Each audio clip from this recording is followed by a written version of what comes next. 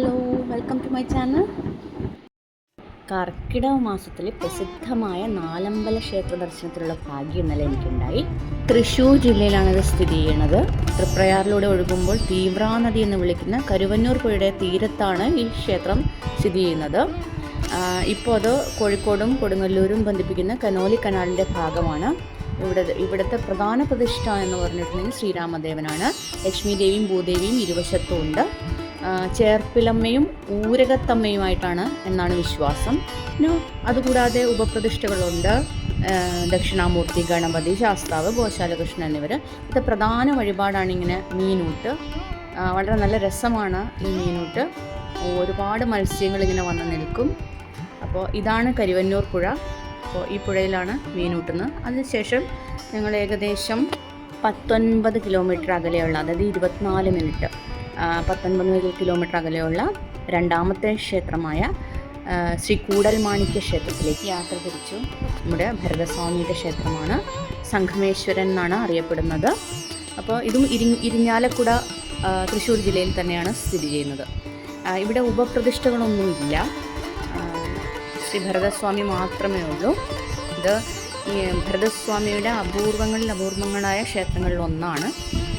പുരാതന കാലത്ത് ഇതൊരു ജൈന ക്ഷേത്രമായിട്ടാണ് അറിയപ്പെട്ടിരുന്നത്. ഈ കാണുന്നത് ഇവിടുത്തെ കുലീപിനി തീർത്ഥമാണ്.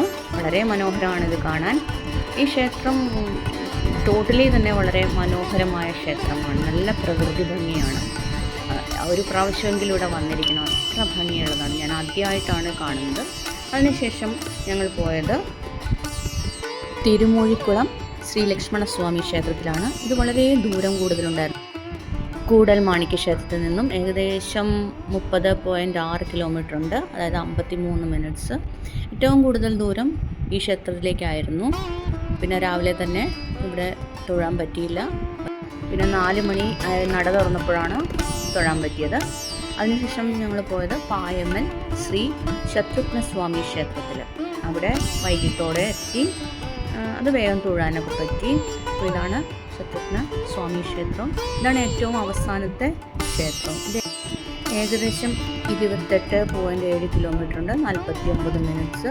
അതായത് ശ്രീ തിരുമൂഴിക്കുളം ക്ഷേത്രത്തിൽ നിന്ന്, ലക്ഷ്മണസ്വാമി ക്ഷേത്രത്തിൽ നിന്ന് പായമൽ ശത്രുഘ്ന ക്ഷേത്രത്തിലേക്ക് 28.7, അതായത് 29 കിലോമീറ്ററോളം അവിടേക്കുണ്ട്.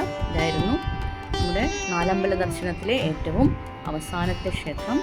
ഇനി ഇത് കഴിഞ്ഞ് വീണ്ടും ശ്രീരാമ ക്ഷേത്രത്തിലേക്ക് പോകണമെന്നാണ്. പക്ഷേ അതിനുള്ള സമയം ഉണ്ടായില്ല.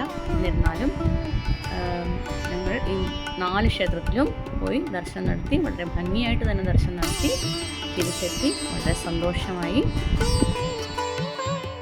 എല്ലാവരും വീഡിയോ കാണുക, ലൈക്ക് ചെയ്യുക, ഷെയർ ചെയ്യുക, സബ്സ്ക്രൈബ് ചെയ്യുക. Thank you for watching.